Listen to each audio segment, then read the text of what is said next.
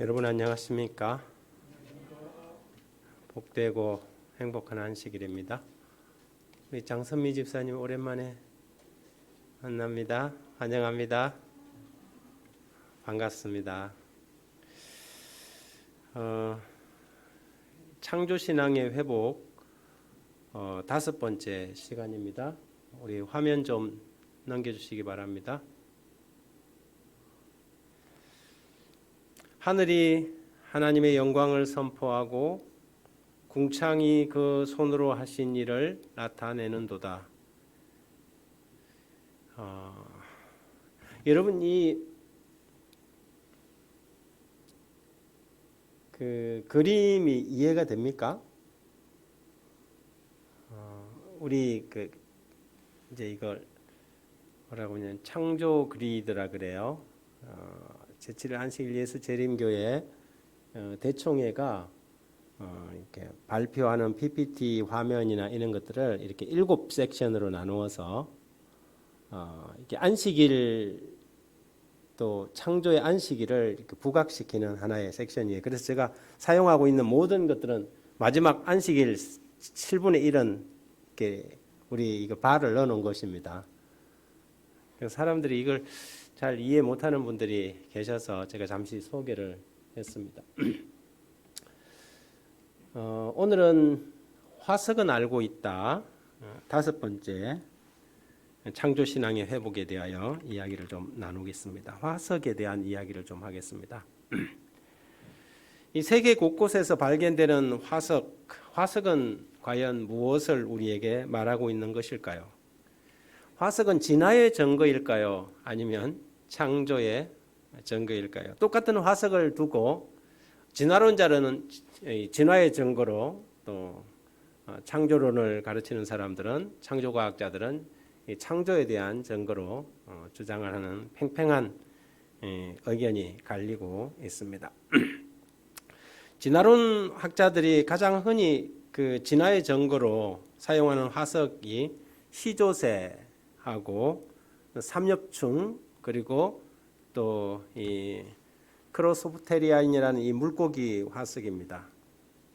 근데 사실 이것들도 알고 보면 진화보다는 우리가 하나님을 믿는 백성들의 관점에서 볼 때 이것은 분명한 이 창조적 관점으로 이해할 수 있는 것들임을 알 수가 있습니다. 제가 학생들 그 사이언스올이라는 그 사이트에 들어가 보니까 화석은 어떻게 생기는가를 이렇게 설명해 놨더라고요. 이게 바다에 살던 물고기가 죽으면 바다 바닥에 눕는다. 그리고 세월이 흘러가면서 그 위에 점점 흙이 쌓이고 퇴적층이 형성된다. 그 다음에 모래나 흙이 차츰 단단한 바위로 굳어져서 그게 나중에는 이제 화석이 되고, 그런데 세월이 흘러가면서 지각 변동을 통해 갖고 뭐 올라가고 내려가고 하면서 땅이 치솟아 오르고, 그 치솟아 오른 지표면이 풍화 작용에 의해서 그 속에 있는 화석들이 드러나는 것이다. 이렇게 설명을 해놨더라고요. 저는 아무래도 그게 정말 이렇게 가르치나? 아직 이해가 좀 되지 않았어요. 아니 제가 그 사이트를 그대로 가져왔어요. 삼엽충 화성의 생성 과정 해갖고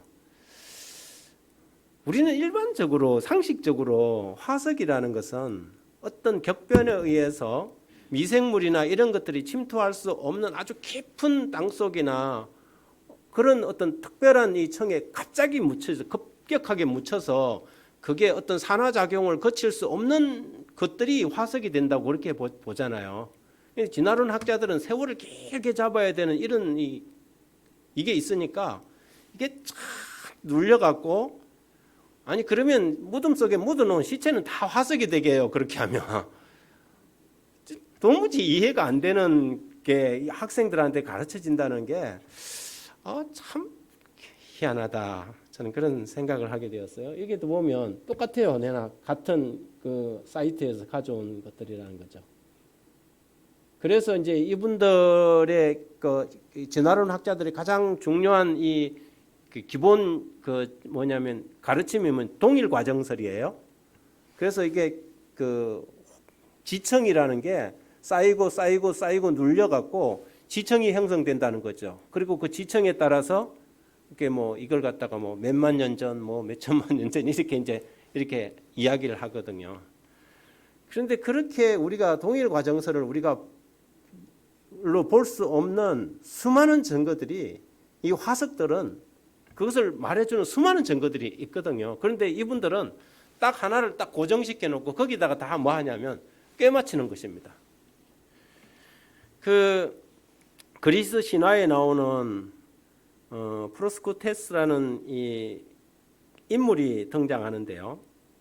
이 사람은 그 그리스의 아티카의 강도로 아테네 주변의 교외 언덕에서 집을 짓고 살면서 강도질을 했는데 이 사람이 지나가는 행인들을 붙잡아 갖고 그 집에는 철침대가 하나가 있어요.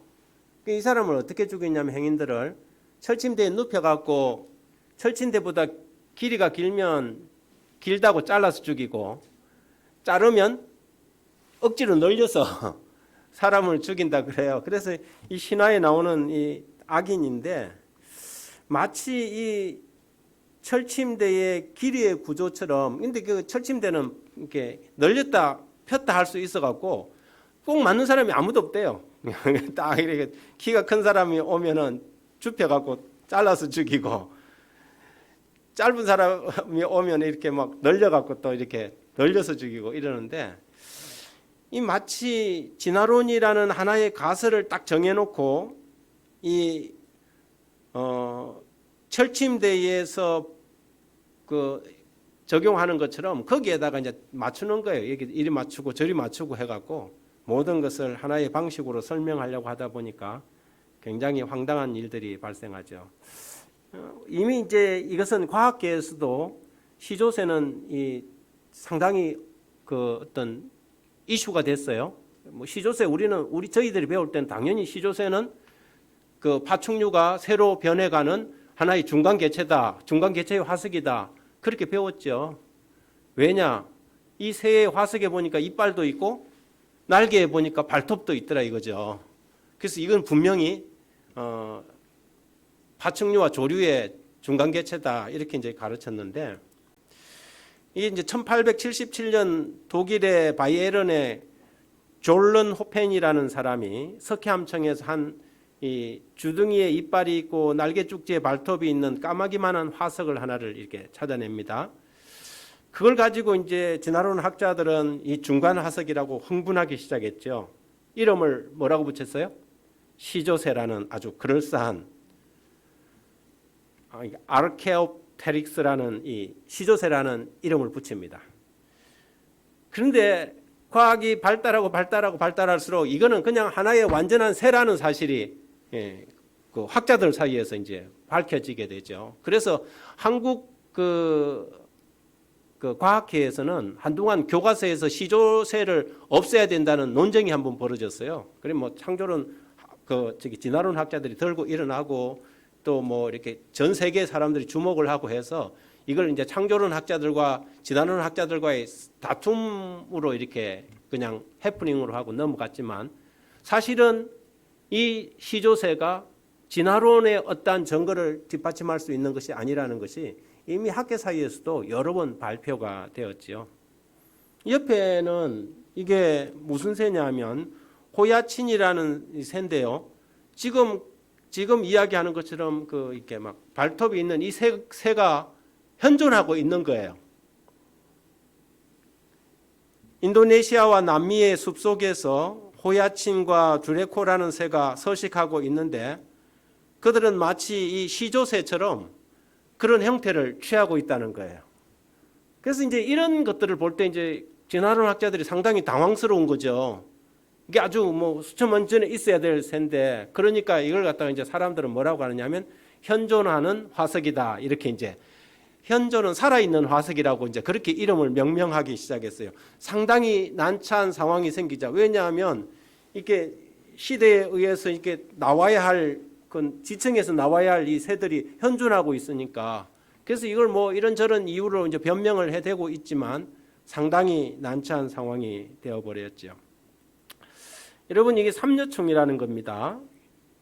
이 삼류충이라는 게 이제 진화 초기에 동물로 꼽히고 있는데, 현대 과학자들이 삼류충을 연구해 보니까 삼류충이 진화가 덜 된 게 아니라 그 당시 심해 속에서, 바다 속에서, 어두운 깜깜한 속에서 어떻게 하면 잘 살아남을지 아주 눈이 아주 잘 발달되어 있는, 이게 발표한 사람을 보니까 우리 재림교회 학자더라고요.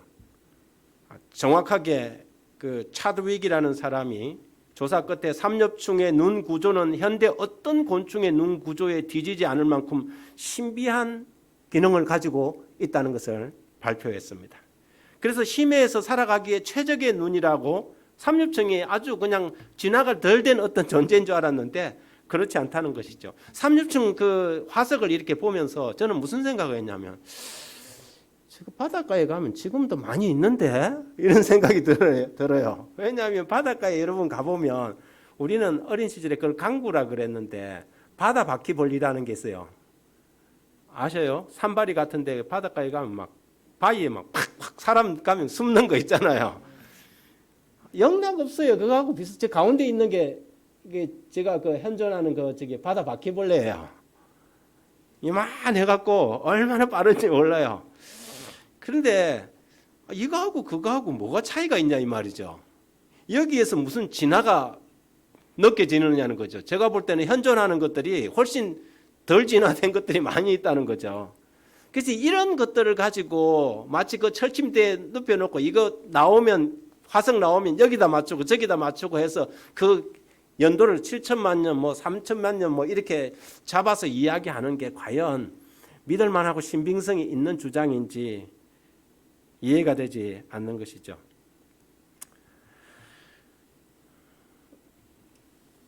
재밌는 예가 하나 더 있는데요. 2002년 7월 11일 드디어 인류 시조의 두개골이 발견되었다고 영국 네이처지에 이렇게 발표가 되었습니다.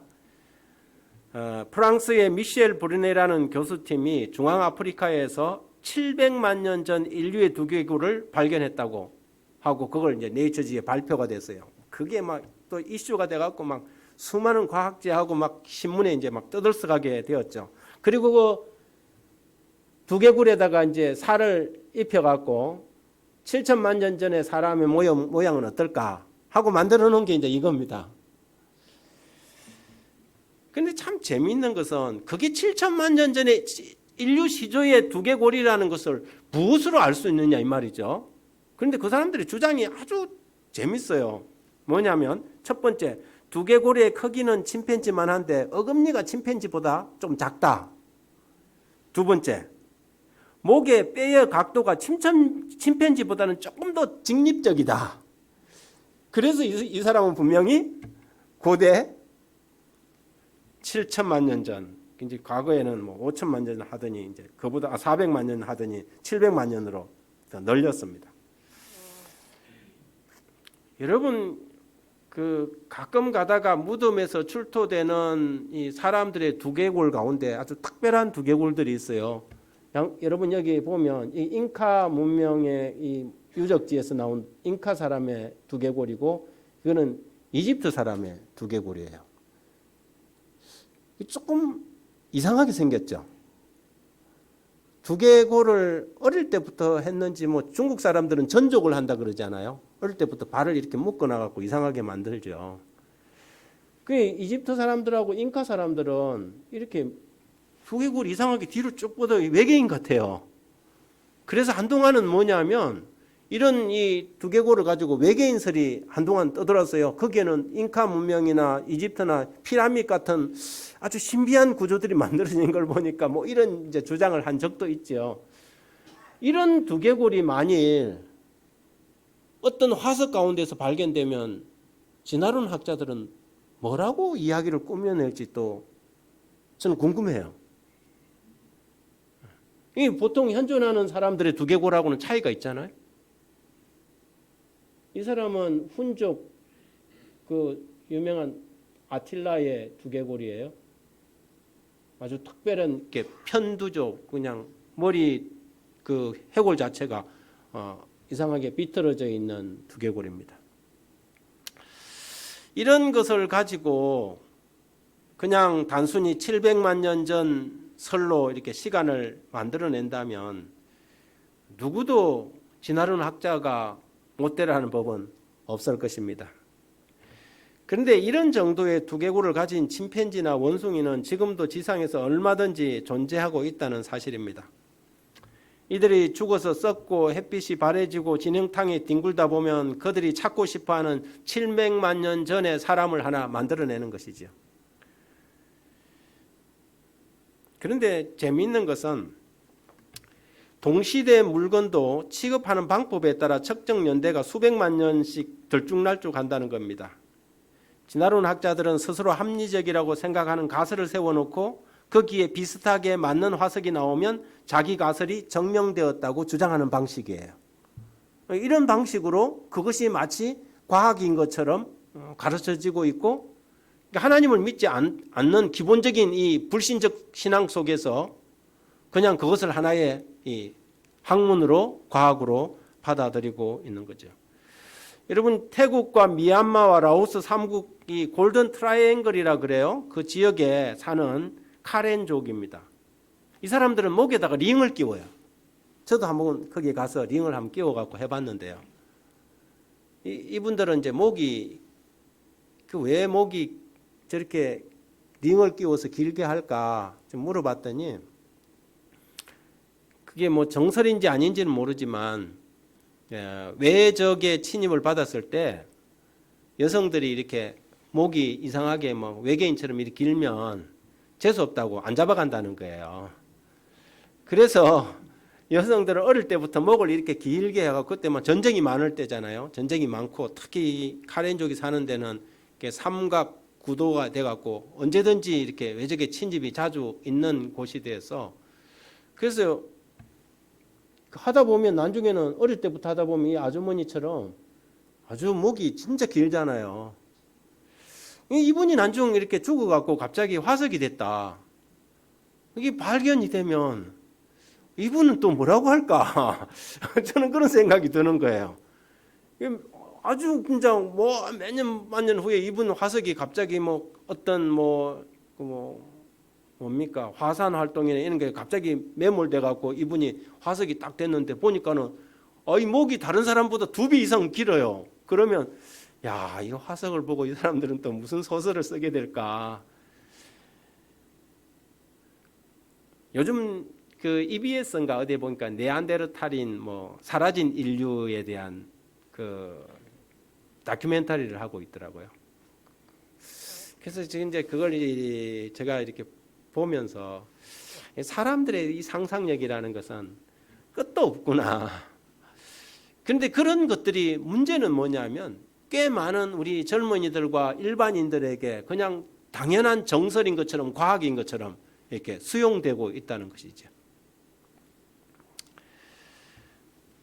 그래서 이런 발표들이 이제 수시로 나올 텐데, 사실은 알고 보면 이렇게 황당한 이 주장들임에도 불구하고 그것이 논리적으로 그럴싸해 보인다고 해서 마치 그것이 과학인 것처럼 사람들 앞에 생각 없이 독자들이나 시청자들에게 그대로 수용되고 믿어져 버린다면 이것은 보통 문제가 아니라는 것입니다. 그래서 저는 처음부터 진화론을 학문이라고 하지 않고 이거는 종교다. 진화론은 종교라는 것이에요. 소위 학이라는 꼬리표만 달면 뭐가 확실한 것으로 있던 인지 아닌지도 이렇게 제대로 이렇게 짚어보지도 않고 황당한 주장들을 그대로 받아들여 버리는 오늘날 현실이 참 안타깝다는 것입니다. 그러다 보니까 성경의 이 이제 지적 설계설이죠. 창조론. 창조주께서 그분의 완벽하신 이 지혜와 지식으로 이 세상의 모든 것들을 종류대로 창조하셨다는 지적 설계론은 그냥 미신인 것처럼 이렇게 편개쳐버리고, 이게 내가 보기에는 도무지 믿을 수 없는 것들을, 믿을 만한 것들을 대신해서 받아들여 버리는 그러한 일들이 오늘날 있게 되는 것입니다. 그래서 저는 진화론은 종교다. 그리고 그 종교에서 분파된 교파가 뭐냐면 인본주의, 유물주의, 그 다음에 쾌락주의라는 것입니다. 진화론 사상을 받아들이면 쾌락주의가 될 수밖에 없어요. 우리 할아버지는 원숭인데, 우리 할아버지는 침팬지인데 동물적 감각으로 어떻게 살아가야 되는 거죠. 내가 태생 자체가 동물이니까. 이게 뭐냐면 진화론이 주는 하나의 이 메시지거든요. 그런데 우리는 하나님의 형상과 모양으로 지음을 받은 전능하신 하나님의 자녀들이라는 이 숭고한 자기 정체성을 가지고 있기 때문에 우리가 이 세상을 어떻게 어떤 마음으로 살아가야 되는지가 명확하지 않습니까?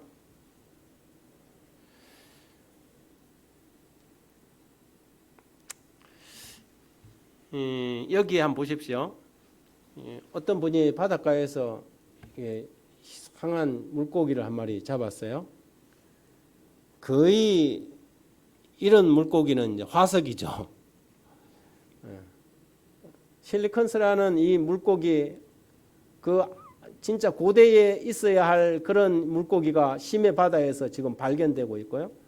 이거는 투구개라는 겁니다. 이 투구개가 보면 완전히, 그래서 이제 지금 이 네 가지는 진화론 학자들이 뭐라고 하느냐면 살아있는 화석이다, 그렇게 이야기를 해요. 이런 것은 지금 발견되지 말아야 돼요. 그분들의 그 이론으로는. 그런데 현실에 이게 발견이 되니까 이걸 뭐라 하냐면 이거는 살아있는 화석이다. 왜 이게 발견되냐? 왜 이게 어떻게 보면 상당히 태화되어 있는 것 같은 진화되지 않은 것들이 발견되냐? 이게 진화론 학자들은 뭐라고 설명하느냐 하면 이게 진화의 결은 종류들이라는 거예요. 그래서 이게 발견됐다는 거 그렇게 설명합니다. 이거는 상어는 상어인데 톱상어입니다. 톱. 전기톱 같은 게 이렇게 나와 있죠. 필요 없을 것 같은 게 이게 달고 있으니까 이거는 살아있는 화석이라는 것입니다. 오늘날에도 이런 참 이해하기 힘든 그런 이 살아있는 화석들이 발견되므로 그 사람들의 이 가상의 계통수가 있는데 그 계통에서 나와야 할 계통이 아니고 지금 가장 진화된 단계에 이것들이 나와버리니까 상당히 당황해서 살아있는 화석이라고 이름을 붙입니다. 우리가 잘 아는 유전학의 아버지 그레고리 멘델이라는 사람이 있습니다. 1865년에 이미 12,980여 종의 이 잡종을 만들면서까지 실험실에서 실험을 기울여서 멘델의 유전 법칙을 발표했습니다. 멘델의 유전 법칙은 명확하게 이 진화론 신봉자들은 이것을 또 자기들 방식으로 이렇게 해석을 하고 활용을 하고 있지만 멘델의 유전 법칙은 창세기 1장 11절을 가장 정확하게 이야기해 줍니다. 하나님께서 각기 그 종류대로 지으셨다는 것이죠.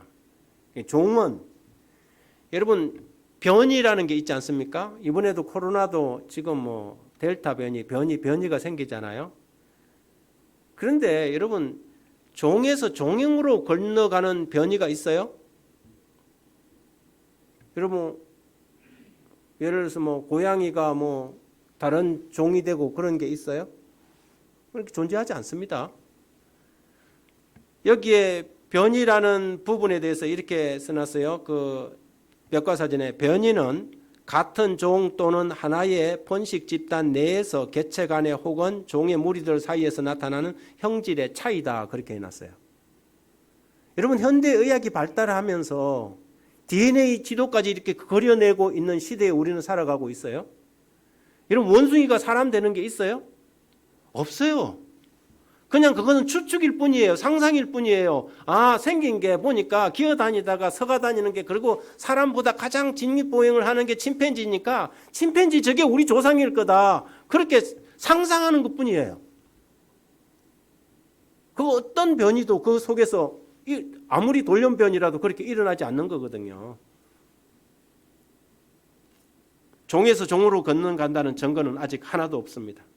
아무런 근거도 없고요. 그냥 가설일 뿐이고요. 그래서 제가 이거는 종교다는 겁니다. 저거는 믿음이 있어야 뭐 하는 거예요? 받아들일 수 있는 거, 믿음이 있어야 수용이 되는 거예요. 그래서 진화론은 종교라는 것이죠. 이런 모든 현상을 볼 때 처음부터 하나님께서는 모든 생물들을 각각 그 종류대로 창조하시고 그들의 생존에 필요한 충분한 기능을 주셨다는 성경 말씀이 훨씬 더 합당해 보이는 것이지요. 더 나아가서 물질에서 생명으로 옮겨가는 그 오묘한 변이 또한 또 천차만별의 체질과 호르몬을 만들어내는 유전자의 신비한 능력 또한 초능력을 가지신 하나님의 창조의 능력이 아니고서는 어떻게 이런 일들이 벌어질 수 있느냐는 거죠. 어떻게 이것이 어떻게 우연하게 이 세상에서 갑자기 생겨나서 단백질 덩어리가 이렇게 되었느냐. 이것은 하나님을 믿지 않으려고 작정했기 때문에 그런 걸 받아들일 수밖에 없는 것이죠. 하나의 가설을, 상상을 말입니다. 그러나 그런 것들은 사람을 비윤리적으로 그렇게 살아도 무방하게 만드는 그런 베이스를 깔고 있다는 사실입니다. 화석은 서서히 묻히는 방식으로 발생하지 않습니다. 만일 서서히 퇴적되어서 뭐가 눌러지고 세월이 흘러가서 화석이 된다면 그것은 그냥 미생물에 의해서 다 분해돼 버립니다. 아무리 딱딱한 이 조개 껍질이라도 다 뭐가 됩니까? 뼈조각까지 다 분해됩니다. 특별히 체격이 큰 생물들이 통째로 화석이 되어서 종종 나타납니까? 미국의 한 그 국립공원에 가보면 이게 어마어마한 이 나무가 지질을 흔히 말하는 과학자들이 말하는 지질의 여러 대를 그대로 박혀서 화석이 되어 있어요. 지질청이 여러 청이 있는 거예요.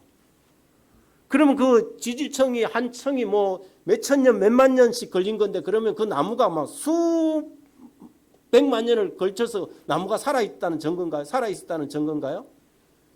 동일 과정설로 말할 것 같으면 이해되지 않는 부분이죠. 그것은 어느 순간에 갑작스럽게 그것도 아주 깊이 묻혔다는 증거입니다. 그것은 성경이 말하고 있는 노아 홍수에 대한 가장 강력한 증거입니다. 이런 화석들이 해안에서만 나오는 것이 아니라 지상 어느 곳에서든지 나오지요. 바다 생물의 화석이 육대주 산맥 어디에서든지 나오고 있고 엄청난 석탄층과 수많은 화석 군락들이 또 석유 지층들이 지상을 휩쓴 대격변의 홍수를 증명해 주고 있습니다. 이것은 천지개벽의 대홍수가 아니고는 있을 수 없는 현상들입니다. 사라진 맘모스가 북극의 얼음 속에서 동결된 상태로 발견되었습니다.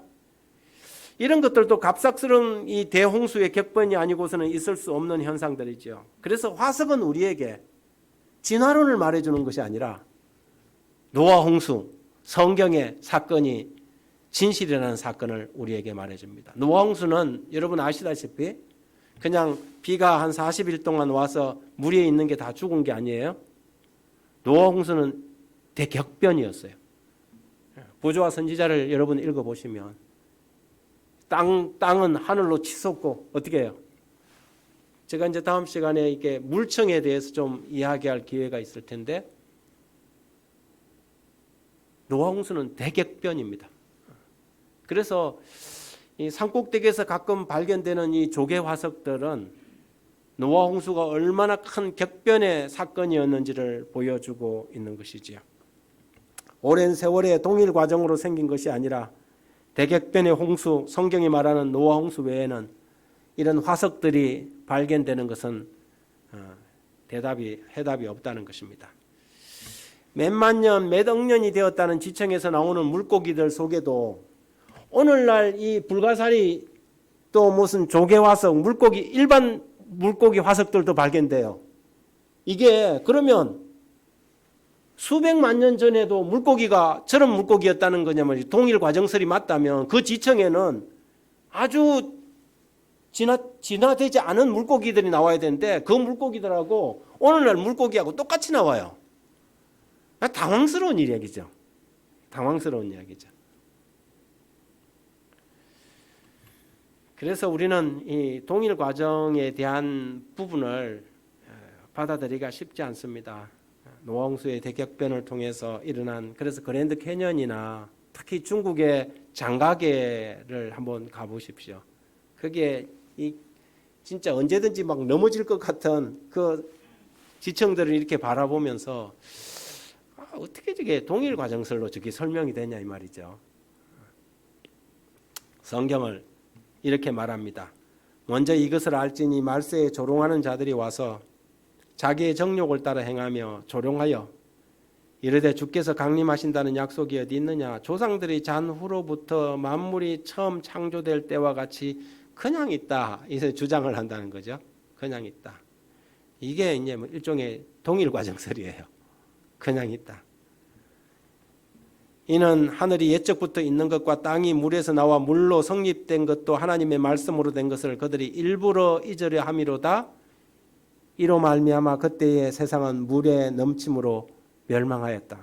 베드로가 아마 이런 주장들이 진화론이 나올 걸 알고 있었는지 이 구절을 언급을 했습니다. 여러분, 화석은 우리에게 이야기를 합니다. 화석은 노아 홍수가 얼마나 역사적 사실이고 과학적 근거에 의한 기록인지를 우리에게 말해주고 있습니다. 하나님의 살아있는 이러한 증거들이 많은 이 학자들에 의해서 진화론의 이 증거로 사용되고 있다는 사실이 가슴 아픈 현실이지만 우리가 하나님의 말씀에 더 굳게 서서 이 마지막 시대가 되면 결국은 뭐냐면 창조주 하나님에 대한 신앙입니다. 그래서 계시록 14장의 새천사 기별의 핵심은 영원한 복음, 영원한 복음의 경배의 대상은 하늘과 땅과 물들의 근원을 만드신 이를 경배하는 것입니다. 창조주 신앙으로 돌아가는 것이지요. 오늘은 화석은 알고 있다 말씀을 나누었습니다. 고맙습니다.